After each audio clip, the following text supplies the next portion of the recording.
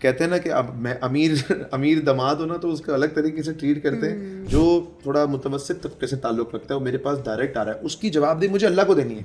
One thing you could change about the industry. Industry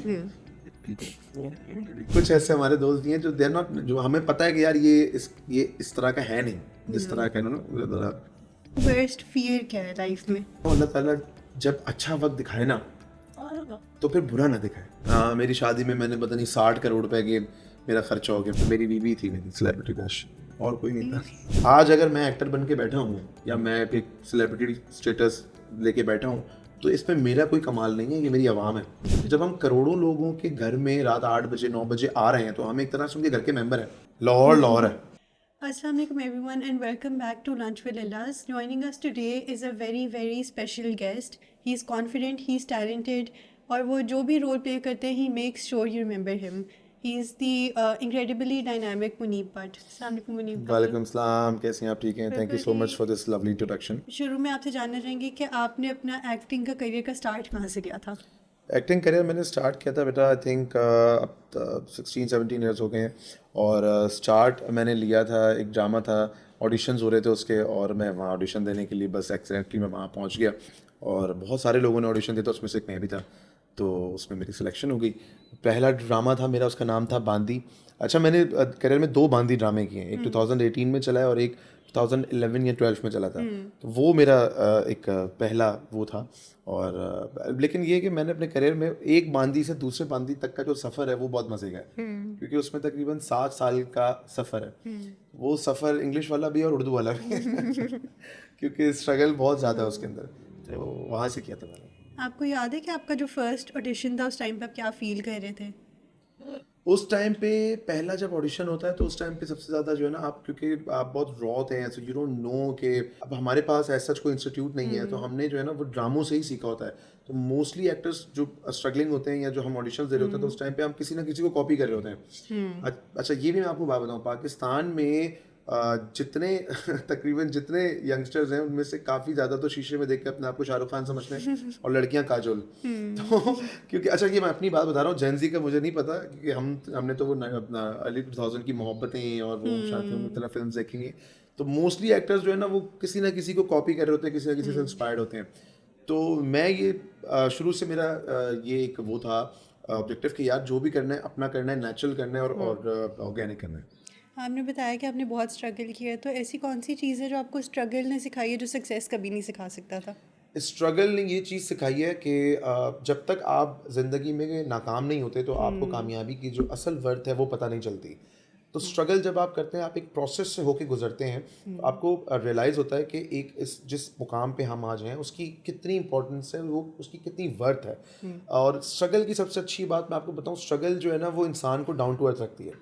अगर आपने 5 से 8 साल आपने मेहनत की हुई है, आपने धक्के खाए हैं, मैंने तो खैर बहुत ही खाए हैं मैं तो फिजिकल भी खाए हैं तो जब आपने धक्के खाए हैं ज़िंदगी में तो उसमें आपको ये पता होता है कि यार ये जितनी भी मुझे आज शोहरत या जो भी कामयाबी मिली है, ये मैंने अल्लाह ताला की तरफ से मुझे गिफ्ट है। क्योंकि 6 7 साल 8 साल जब आप इस तरह मतलब एक प्रोसेस से होकर गुजरे होते हैं तो आपने बहुत इंतज़ार किया होता है, ओवरनाइट स्टारडम नहीं होता। तो जब आप इंतज़ार करके पहुंचते हैं तो आप उस जगह की कदर करते हैं। जब आप कदर करते हैं तो ऑटोमेटिकली आजिज़ी आपके अंदर जो है वो आ जाती है। इतनी फेम मिलने के बाद आपको लगता है कि फेम ने आपको किसी ना किसी तरह चेंज किया है थोड़ा सा? जी, बहुत ज़्यादा। किसने? पहले हम बहुत ज़्यादा खैर अभी भी अपने दोस्तों के साथ में बहुत जो है वो क्या कहेंगे उसको, इन्जॉय करते हैं, बहुत ज़्यादा वाइब्रेंट हो जाते हैं, बड़े लाउड हो जाते हैं। लेकिन मेरी अपनी पर्सनैलिटी जो है वो बहुत मतलब कैसे बताऊँ, बड़ी रंगीन, कलरफुल, वाइब्रेंट, लाउड किस्म की मेरी पर्सनैलिटी है। बट ऑब्वियसली जब आप आप फेमस होते हैं तो आपकी एक एक चीज़ जो है उससे लोग इंस्पिरेशन ले रहे होते हैं या लोग इन्फ्लुएंस हो रहे होते हैं। तो एक ज़िम्मेदारी होती है कि आपने वो चीज़ जो है ना वो सबके सामने लानी है, जिससे आवाम में जो है वो एक पॉजिटिव इमेज जाए, कोई नेगेटिव इमेज ना जाए। तो फिर आपको जो है वो अपने आप को बड़ा सेटल डाउन करके, बड़ा सेटल करके और बड़ा कंपोज करके जो है वो मीडिया में और या अपना आवाम के सामने आना पड़ता है। तो असल ज़िंदगी में हम बहुत जो है वो जॉली हैं, मजाक मस्ती बहुत ज़्यादा करते हैं, लेकिन ऑब्वियसली मीडिया में आके तो फिर थोड़ा सा कंपोज रहते हैं। मुनीब भाई, आपकी शादी किस ईयर में हुई थी? मेरी शादी हुई है 2018 में। और आप कैसे मिले थे इमन भाभी से? सेट पे सेट पे हम एक ड्रामा कर रहे थे और बस हमारी जो है वो ड्रामा जो है वो रियल रियल हो गया। कौन सा ड्रामा था? आई थिंक खातून मंजिल में हुआ था। तो पहले आपको पसंद आई थी या उनको आप आए थे? दोनों को एक दूसरे पसंद आ गए थे, म्यूचुअल। और आप माशाल्लाह 3 बहुत खूबसूरत बेटियों के बाप हैं, तो आप कैसे फादरहुड को बैलेंस करते हैं इतने डिमांडिंग करियर के साथ? ज़िंदगी में जो है ना वो बैलेंस बहुत ज़्यादा ज़रूरी होता है। और जब आप कोई भी काम कर रहे हो तो बच्चों के लिए टाइम निकालना जो है वो कंपलसरी होता है। तो मैं बहुत इसी वजह से मैं साल में 1 या मैक्सिमम 2 ड्रामे से ज़्यादा मैं नहीं करता, ताकि बहुत ज़्यादा अगर आप बिज़ी हो जाते हैं, बहुत ज़्यादा जो है वो ऑक्यूपाइड हो जाते हैं चीज़ों को लेके, तो फिर फैमिली जो है, क्योंकि ये जो एज होती है बच्चों की, इन्होंने इसने दोबारा नहीं आना। और जब बच्चे 3, 4, 5, 6 साल के होते हैं तो उनसे खेलने का बहुत मज़ा आता है। और वो जो बच्चों की जो खुशी है या बच्चों के साथ खेलने का जो एक जिसको आप कहेंगे ना एक फीलिंग है, वो आपको जब बच्चे बड़े हो जाएंगे वो दोबारा नहीं मिलेगी। तो मैं ये मिस नहीं करता। तो मैं इस वजह से बहुत खुश भी रहता हूँ कि मैं अपने बच्चों के साथ और अपनी फैमिली के साथ बहुत ज़्यादा टाइम स्पेंड करता हूँ। आप हमेशा कहते हैं कि आपकी बेटियां आपका गुड लक हैं, तो आपको लगता है कि फादरहुड ने आपको चेंज किया किसी तरह? जी बिल्कुल, फादरहुड ने बिल्कुल चेंज किया है। जब आप बाप बनते हैं तो आप मज़ीद ज़िम्मेदार हो जाते हैं, चीज़ों को जो है वो बड़ा रिस्पॉन्सिबली आपको जो है वो अपनी जितने भी आपके एक्शंस होते हैं उसमें आपको ये पता होता है कि यार I have to be very responsible because I have to take care of a family, you know, big family like three daughters and 1 wife, तो बड़ी फैमिली है, तो बिकम मोर रिस्पॉन्सिबल। आपकी बेटियां देखती हैं आपके ड्रामे? असल में 2 तो बहुत छोटी हैं। अमल को अभी मैंने दिखाया था टीज़र, उसका जो भी मेरा नया ड्रामा आ रहा है इश्क में तेरे सदके, तो वो उसने देखा, लेकिन उसने बोला यार इट्स गुड। असल में वो बच्चे ज़्यादातर जो है ना वो ये कार्टून्स वगैरह जो होते हैं ना, वो जब बड़ी होगी तो फिर देखेगी अमल निकाल तो के यूट्यूब माशाल्लाह से। बहुत क्यूट है, उसको तो हम आपके व्लॉग्स में भी देखते हैं। और आपको क्या लगता है कि कोई शादी से कोई एक लेसन जो आपने लिया हो जो आप सबको बताना चाहेंगे? शादी से लेसन नहीं होता। शादी से बेसिकली आप इसको ऐसे देख सकते हैं कि जो आफ्टर मैरिज आपकी लाइफ होती है वो किस तरह चेंज होती है, या आपने क्या चीज़ें आप सीखते हैं शादी के बाद ज़िंदगी के बारे में। तो 2-4 चीज़ें ऐसी हैं जो मैंने वाकई बहुत ज़्यादा सीखी हैं। एक चीज़ तो सबसे ज़्यादा जो मैंने सीखी वो है पंक्चुअलिटी, जो अभी भी सीख रहा हूँ मैं। और दूसरी चीज़ ये सीखी कि जी शूट जब पैकअप हो जाए तो डायरेक्ट घर आना है, कहीं आप दोस्तों में नहीं जाना, क्योंकि there is someone waiting for you at home. And और अपने क्या बोलूँ कि कई दफ़ा आपने बहुत सारी चीज़ों को दरगुजर करना है। तो होता क्या है कि जब आप एक आप when you are living a married life, so आपकी शख्सियत में, मैं अपनी बात करूँगा, मुझे हर किसी का तो नहीं पता, हर किसी की अपनी एक इंडिविजुअल पर्सनैलिटी है, बट मेरी पर्सनैलिटी में बहुत ज़्यादा ठहराव आया है, पेशेंस आया है, सुनने की जो सलाहियत है वो आई है। वरना मैं कभी किसी की नहीं सुनता था। मैं मतलब अगर फॉर एग्जांपल मेरे घर में बन रहा है, अगर टाइल्स चाहिए या अगर फर्नीचर आ रहा है तो उसका कलर सिलेक्शन से लेके वो कहाँ से आएगा, कहाँ लगेगा, ये सारा कुछ मैं करता था। और मैं किसी की नहीं सुनता था। मतलब अगर मेरा बेडरूम है तो मैं नहीं बताना है कि इसके अंदर ये वुडन फ्लोर लगेगा, इसमें ये ऐसी क्लोजेट बनेगी, ऐसा होगा। बट अब वो नहीं है। तो अब जो इससे जो है ना वो पेशेंस और सलाहियत आई है सुनने की, बर्दाश्त करने की, और छोटी छोटी चीज़ों को इग्नोर करने की। और हम सबको पता है कि एमिन और मिनार वो दोनों ट्विन्स हैं, तो आप शुरू में कभी कंफ्यूज हुए? कोई ऐसी नहीं, अब कभी नहीं? असल में जब वो छोटे थे तो वो उनकी रिजेम्बलेंस बहुत ज़्यादा थी। अब जैसे जैसे बड़े हो गए हैं तो देयर इज अ डिफरेंस। अब सबको पता लग जाता है कि कोई ईमन कौन है और मिनार कौन है। शुरू में भी नहीं, क्योंकि उनकी जब वो टीन एज थी, जब आपकी शादी थी, तब तो वो बिल्कुल सेम लगते थे। टीन एज बिल्कुल नहीं, उस वक्त भी काफ़ी डिफरेंस था। अब तो खैर काफ़ी वाज़ेह डिफरेंस आ गया, लेकिन हमें पता चल जाता है। अब मेरे पास आपके लिए एक सेगमेंट प्लान है, रैपिड फायर, तो उसमें आप फौरन फौरन जवाब देंगे। जी जी बिल्कुल, पूछें। पहला है लव मैरिज या अरेंज मैरिज? ये मैंने बताना है लोगों को या अपने बारे में? अपना पर्सनल ओपिनियन देना है। ओपिनियन देना है ना ये इसमें। हाँ, तो मैरिज कोई भी हो, अरेंज भी बहुत सारी शादियां हैं जो नहीं चल पाती, और कुछ ऐसी हैं जो लव मैरिजेज हैं जो बहुत अच्छे, मतलब ये हर किसी के नसीब है। कि मैं आपको बताऊं, शादी जो है ना एक नसीब की बात है। अल्लाह ताला ने अगर आपके लिए नसीब में उसका मुबारक होना आपके लिए लिखा है, तो अरेंज हो या लव हो, शादी होनी चाहिए। और फेम या प्राइवेसी? सॉरी? फेम या प्राइवेसी? दोनों चीज़ें बैलेंस होके। फेम मैं अपने लिए अगर कहूँ तो शोहरत ने मुझे बहुत इज्जत दी है। 2 किस्म की शोहरत है ना, एक गुड फेम है और एक बैड फेम है।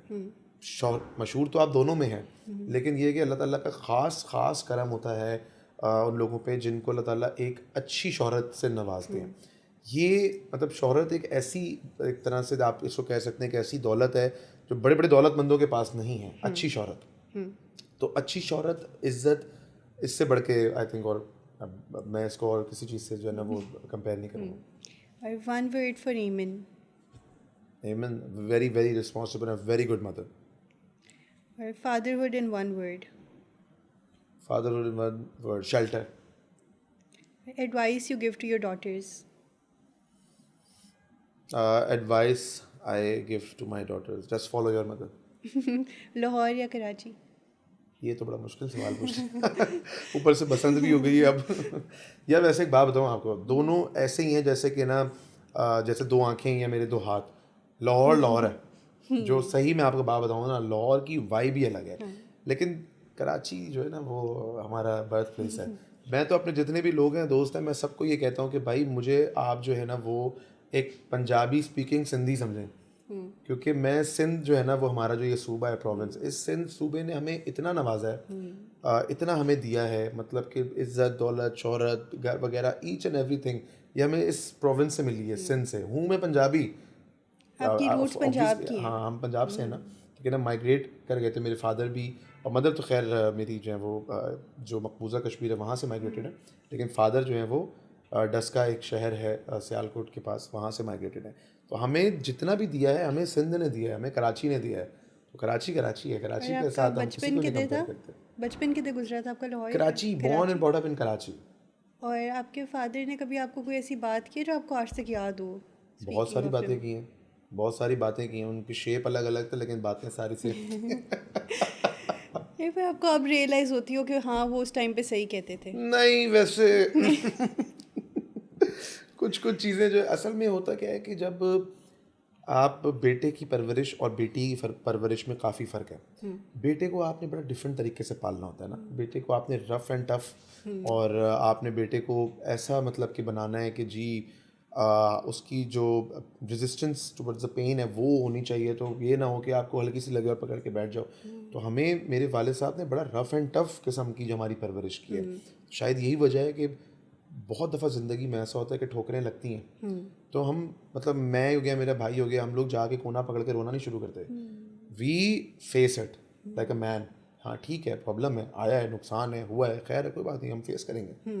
तो ये मुझे लगता है कि ये हमारे वालिद साहब ने हमें बड़ी अच्छी चीज़ जो है ना हमारे अंदर ये डाली है। आप किससे ज़्यादा क्लोज से, अपने वालिद से या वालदा से? दोनों से, दोनों से। दोनों से। असल में बॉयज़ एक एज के बाद ना, पहले एक एज से पहले मदर से ज़्यादा क्लोज होते हैं, उसके बाद फिर फादर से, क्योंकि फादर के साथ हम काम भी कर रहे हैं, कारोबार भी करते हैं, हम बिज़नेस भी करते हैं, तो उसमें फिर फादर की गाइडेंस होती है, फादर के साथ होते हैं, तो फिर एक एज के बाद वालिद साहब से ज़्यादा। मुनीब भाई, बीइंग सो फेमस, आप क्या एक ऐसी कोई चीज़ करते हैं जो आपको ग्राउंडेड रखती है? आपको क्या चीज़ ग्राउंडेड? अच्छा मैं आपको बताता हूँ, हमेशा ना, हमेशा ये मेरी ज़िंदगी का समझें कि उसूल है कि मैंने हमेशा कमज़ोर को इज़्ज़त देनी है। कमज़ोर इन दिस सेंस मैं कह रहा हूँ कि अगर फॉर एग्जांपल कोई रक्शे वाला मेरे पास आ जाए या कोई फ्रूट का स्टॉल लगाने वाला, अच्छा ये कमज़ोर नहीं है, लेकिन हमारा मुल्क का निज़ाम इस तरह से है कि हम लोगों ने, हमारे मुल्क के निज़ाम ने पैसे वाले को जी ताकतवर बनाया हुआ है और गरीब आदमी को कमज़ोर बनाया हुआ है, जबकि ऐसा नहीं है, दीन इस्लाम ये नहीं कहता, लेकिन हमारे मुल्क का सिस्टम इस तरह से है। कहते हैं ना कि अब मैं अमीर दामाद हो ना तो उसको अलग तरीके से ट्रीट करते हैं, उसके लिए जी वो बादाम भी आ रहे हैं, पिस्ते भी आ रहे हैं, काजू भी आ रहे हैं, बारात रुकी हुई है उसके लिए कि जी रुक जाओ यार वो दामाद जी आ रहे हैं, और थोड़ा बेचारा वो तो उसको बोलते हैं यार हम तो निकल गए, तुम वहीं से मिल जाना बारात में। तो ये सिस्टम है हमारा यहाँ पे, हमारा निज़ाम ऐसा है। तो खैर बहरहाल जो बात मैं आपको बता रहा था कि मैंने हमेशा जो है ना वो जो गरीब आदमी है, कमज़ोर आदमी, हमेशा उसको इज़्ज़त दी है। उसका रीज़न ये है कि जब आप कमज़ोर को इज़्ज़त देते हैं, अल्लाह ताला आपको ताकतवर से ऑटोमेटिकली इज़्ज़त दिलवा देता है। ये गिव एंड टेक है। आप दे के देखो कमज़ोर को इज़्ज़त, आप ना, आपको मेरी बात पे यकीन है, आप दे के देखें इज़्ज़त, आप देखिएगा अल्लाह ताला आपको इतने ताकतवर लोगों से रिस्पेक्ट दिलवाएगा। आप बोलोगे यार मैं मतलब you know I am an actor, और इतने बड़े बड़े लोग जो हैं वो मतलब ऑफिसर्स हो गए, ब्यूरोक्रेट्स हो गए, फौजी हो गए, इतने बड़े, यार वो इतनी हमें प्यार दे रहे हैं, इतनी रिस्पेक्ट दे रहे हैं, यार अल्लाह ताला का ख़ास करम है। तो ये मेरी ज़िंदगी की पॉलिसी है। ये आपको किसी ने कहा था या बस आपके अंदर नेचुरली है? ये है, ये मेरी अपनी सोच है। क्योंकि मैं आपको बताऊं बेटा, मेरे पास अगर कोई फलाना बंदा आता है, कोई भी एक्सपर्ट बंदा आता है कि जी मेरा, मैं इस रेफरेंस, कोई मुझे फ़ोन कर दे, चलो कोई मिनिस्टर फ़ोन कर दे, कोई एमएनए फ़ोन कर दे, कोई आईजी फ़ोन कर दे कि यार, या कोई भी फ़ोन कर दे कि यार ये मेरा एक दोस्त आ रहा है, इसने तुम्हारा ड्रामा देखा, इसके साथ मिलो, तो उसको मैं जैसे ट्रीट करूँगा ना, उसकी जवाबदेही मुझे उस फलाने मिनिस्टर या फलाने एमएनए उसको देनी है कि भाई आपने बंदा भेजा था, आपके बंदे को मैंने रिस्पेक्ट दी है, आप उससे पूछ लो, उसकी जवाबदेही मुझे उस बंदे को देनी है। और जो बंदा मेरे पास डायरेक्ट आ रहा है, जो थोड़ा मुतवस्सित तबके से ताल्लुक़ रखता है, वो मेरे पास डायरेक्ट आ रहा है, उसकी जवाबदेही मुझे अल्लाह को देनी है कि अल्लाह ताला मुझसे क़यामत के दिन पूछेंगे कि यार ये बंदा, हमने तुम्हें इज़्ज़त दी, हमने तुम्हें शोहरत दी, ये बंदा तुम्हारे पास आया, तुमने इसको सही ट्रीट क्यों नहीं किया। तो बंदे की नाराज़गी तो मैं बर्दाश्त कर सकता हूँ, अल्लाह की नाराज़गी मैं बर्दाश्त नहीं कर सकता। तो इस वजह से मैं उसको डबल रिस्पेक्ट देता हूँ। अगर मेरे पास कोई बगैर रेफरेंस के आता है तो आई मेक श्योर कि वो कहीं से भी उसको ये ना फील हो कि यार मुनीब ने एटीट्यूड दिया है, कुछ दिया है। मैं उसको गले भी लगा लेता हूँ, गले में हाथ भी डाल लेता हूँ, कभी उसका हाथ ऐसे पकड़ भी लेता हूँ कि यार वो उसको ये फील ना हो कि मैंने उसको रिस्पेक्ट नहीं दी। आपका वर्स्ट फियर क्या है लाइफ में? मैं आपको बताऊँ, अल्लाह ताला जब अच्छा वक्त दिखाए ना, तो फिर बुरा ना दिखाए। बुरा वक्त देखने के बाद अच्छे वक्त को आप बर्दाश्त कर लेते हो, लेकिन अच्छा वक्त देखने के बाद बुरे वक्त में जो है ना, वो बड़ा फिर बहुत ज़्यादा तकलीफ़ होती है। तो अल्लाह ताला से यही दुआ है कि एक तो इज़्ज़त वाली ज़िंदगी दे। पैसों का मसला नहीं है, पैसे हम कमा लेते हैं, पैसे हम नुकसान भी करेंगे, फिर कमा लेंगे, फिर नुकसान होगा, फिर कमा लेंगे। इज़्ज़त जाती है ना एक दफ़ा, वो वापस नहीं आती। तो इज़्ज़त ना जाए, बाकी खैर है, पैसों का कोई मसला नहीं। तो ऐसा कोई रूमर है बहुत फ़नी जो आपने अपने बारे में सुना हो? हाँ, मेरी शादी में मैंने पता नहीं 60 करोड़ रुपए के मेरा खर्चा हो गया। मैंने यार 60 करोड़ रुपए मैंने शादी पे लगा दिए, मुझे खुद नहीं पता। आप लोगों के इवेंट्स बहुत ज़्यादा थे ना? जी, इवेंट्स बिल्कुल काफ़ी ज़्यादा थे, लेकिन वो कुछ इस तरह से था कि उनकी बर्थडे थी, फिर माइयों में, असल में हम लोग हम छोटे भी थे उस टाइम पे। I was like 26 years old और मुझे शादी का बड़ा शौक था। मेरी शादी होगी तो हमने ये इवेंट भी करना है, हमने ऐसे डांस भी करना है, हमने इस तरह भी इंजॉय करना है। तो मेरे घर की लास्ट शादी थी, मेरी छोटी बहन की भी शादी हो चुकी थी, मेरे भाई की भी शादी हो चुकी थी। तो आई वाज, था मैं सबसे बड़ा, लेकिन बारी मेरी सबसे एंड में है। और उनके घर की पहली थी। अच्छा, one thing you could change about the industry? Industry कुछ नहीं चेंज करना मुझे इस इंडस्ट्री का। I love my industry, it's a very very good work, very good industry. हमारी इंडस्ट्री बहुत अच्छा काम कर रही है और जितने भी हमारे अदाकार हैं बहुत अच्छा काम कर रहे हैं।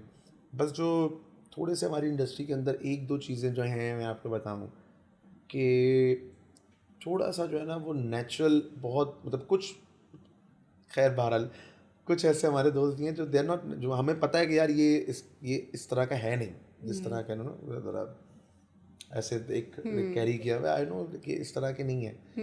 तो वो अब उसमें हर किसी की अपनी वो होती है कि दे डोंट वांट टू, जैसे मैंने अभी आपको पहले ही शुरू में बताया था कि जब आप मीडिया में आते हैं, जब आप फेमस होते हैं, तो you have responsibility on your shoulders कि आपने कोई गलत वो नहीं करनी। तो वो इसी तरह से है। तो ये चीज़ मैं चाहूँगा कि सब लोग नेचुरल जो है अंदर से वही नजर आए। लोगों की पर्सनालिटीज़ डिफरेंट होती हैं इन रियल लाइफ और ऑन कैमरा। जी, ऐसे ही। और आपका सेलिब्रिटी क्रश कौन था शादी से पहले? मेरी बीवी थी मेरी सेलिब्रिटी क्रश, और कोई नहीं था। और फिर उनसे शादी कर ली? जी। और कोई एक ऐसी चीज़ है जो आपके फैंस आपके बारे में मिसअंडरस्टैंड करते हैं, जो आप उन्हें बताना चाहें कि नहीं ऐसा नहीं है? काफ़ी लोग मिलते हैं हमें बाहर मॉल्स में, और इधर उधर जाके मुझसे यही सवाल या इमन से पूछ लेते हैं कि ये ड्रामे में इतना गुस्सा करते हैं, ये रियल लाइफ में भी ऐसे ही है? मैं सीरियसली आपको बताऊं बेटा, मुझे गुस्सा आता ही नहीं है।